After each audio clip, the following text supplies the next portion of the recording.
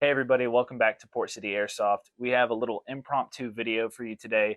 Some of you may have heard about some of the new ATF restrictions that are being placed on certain airsoft products, namely the airsoft pyro grenades and smoke grenades.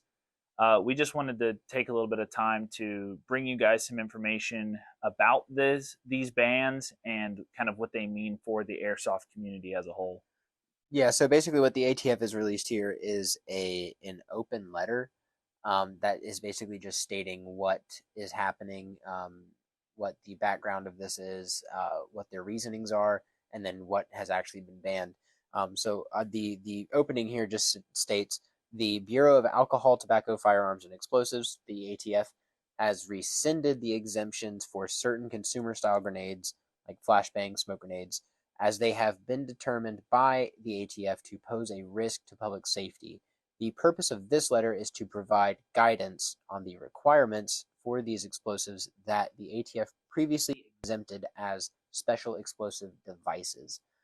So a lot of what that's saying is what what they're basically preferencing is that certain things had been exempt up to a point from a just mass restriction of explosive devices, these being like smaller scale, like little fireworks that you can buy in the store, stuff like that. Very low charge explosives that were exempt from this mass ban from like hand grenades and C4 and stuff like that. Um, and it's stating that's what's happening, and then it kind of goes into why it does some of that. Yeah. I have a list here of the specific devices that have been banned. So I will just go ahead and read through these real quick. Mm-hmm. Uh, these are the list of previously exempt special explosive devices. Device description, we have M11, M12, M13 devices, as well as M10 devices, MC18 smoke grenades, EG67 powder and confetti bombs, EM55 emergency smoke devices, MIL X smoke devices, EL55 electric smoke devices, EG67 ball grenades, wire pull paint grenades, and EG18X smoke signals.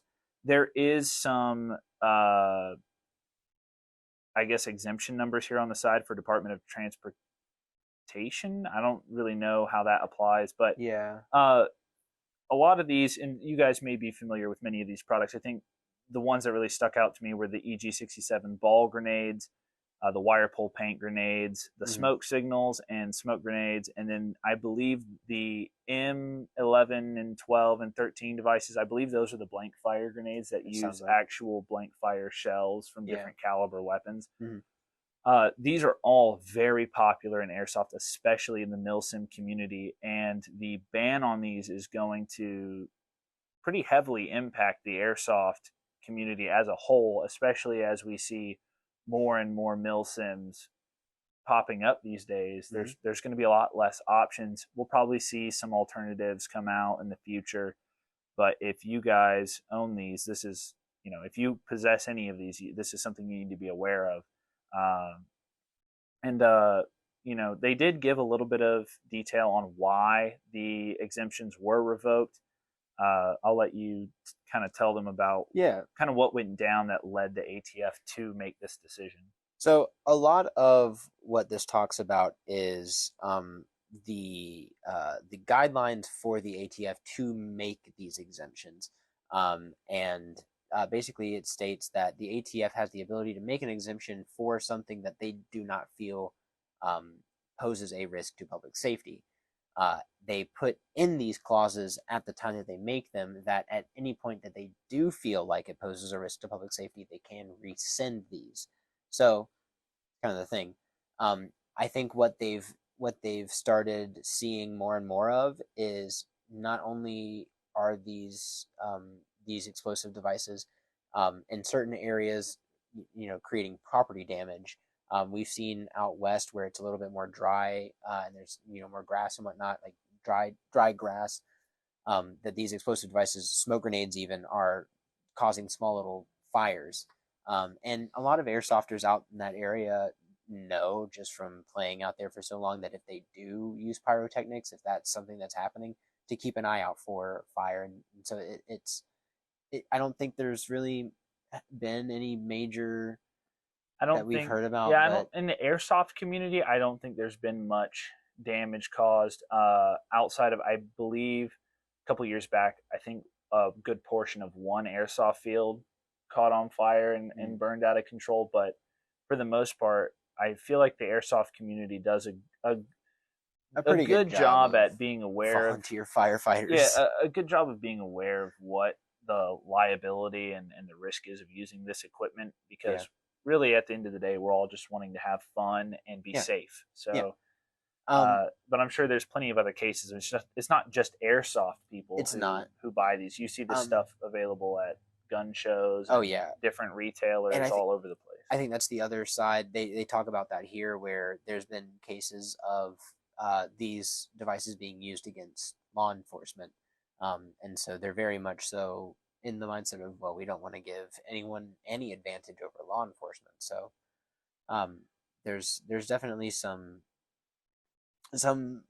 Yeah, reasoning with that there, and I think you said something about police and military training as well, and I think that there may be a connection to similar to how that the replica Glock that we yeah, featured the other day, uh, or that we talked about, yeah. um, they it's restricted to police and military use so that it is available for them. But it's Right? yeah, These are devices that are bought in hundreds, yeah, yeah, by the hundreds for these mil sims. Like yeah. the amount of people that Oh, we were running around with I at that think one mil sim that just had bought like I think 150 grenades. in 3 days, I wouldn't be surprised if they threw over 2,000 Yeah, total. There was so so many of many. them being used at those events.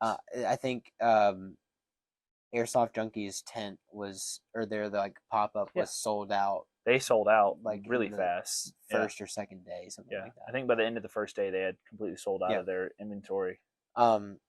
So there may be a little bit of that where they want to make sure that this is available for police and military training because it's very similar It, to, but yeah, it's a really gray area it when you is. get into airsoft because it is so parallel to a Mm-hmm. lot of real tactical training methods and equipment. Yeah. I do. I mean, obviously, it's a lot lower of a charge, or else we wouldn't be allowed to, or previously have been allowed to purchase and own them. Right. But But you and I have both been in situations where we've been in a small, confined space with yeah, one of these things going off pretty close to us. oh yeah, And I can't imagine two or three of those going off at the same time. right. But at the same time, you're in a firefight. But It's I, you know, it. I do see why it could pose a threat I to do. law enforcement. It's unfortunate. It is. I understand. I want to throw I fun, cool understand grenades. the safety concerns, but you can make loud noises with a lot of different stuff. You can have speakers Yeah. set up that blast super loud noises. Like Mm, it, there's a certain line, and I don't think anyone really knows where that's at. And yeah. so this ATF, uh, these new ATF restrictions are understandable but unfortunate. I think Yeah. the big thing is just we wanted to bring you guys this information so that you knew what was happening. You were aware of the new laws in place, Hmm. or the new the changes basically being brought around by the ATF. Yeah. Uh, they do have on the open letter, and we'll have all of this linked down in the description below. Yep.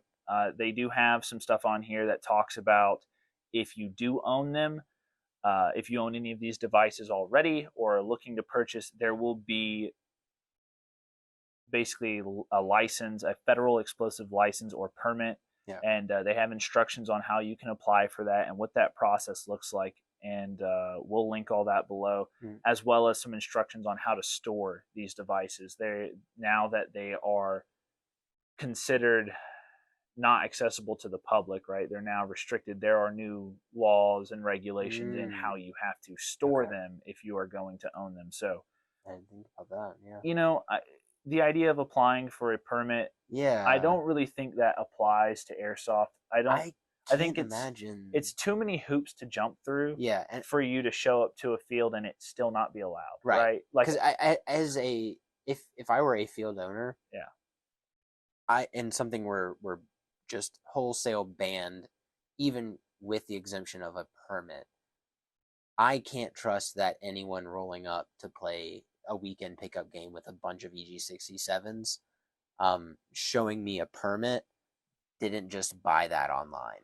right. Well, and it's, it's a certain threshold of responsibility and, at this point, I guess, danger in the Hmm. in the eyes of the ATF that most property owners are not going to want to deal with. They don't want to deal with the Yeah. hassle. I would be shocked if we saw these products continued to be used in the airsoft community, even with the access to the Hmm. permits. But also the airsoft community is very creative. I There is more than likely going to be an alternative Oh that yeah, comes out in the next year that replaces the EG67, or in some form or yeah. fashion does. I already went and bought two of the Novrich sound grenades. Yeah, So yeah. There's other options that aren't quite as loud and are a little bit cheaper, honestly, to reuse, that just use green gas or CO2, and you guys can look into that. But yeah, we just wanted to bring this to you guys and give you some information of kind of what you need to do, what you need to know. Like I said, everything will be linked down in the description. So please go and read the open letter yeah. for yourself. Get your eyes on it and read through it. It's not very long. I think it's like 2 pages, and then there's a chart with all the banned items, Mhm. and it's definitely worth looking over. Definitely is. So yeah, again, we wanted to make sure that we keep you guys updated on what's going on in the airsoft world, and just in general. If there's any updates, there hasn't been anything yet. This is still very fresh. But if there are any updates, we will make sure to keep you guys posted. So stay tuned to find out for any new updates or anything like that. But stay safe out there, and Yeah, you know, go play go play airsoft. airsoft indeed.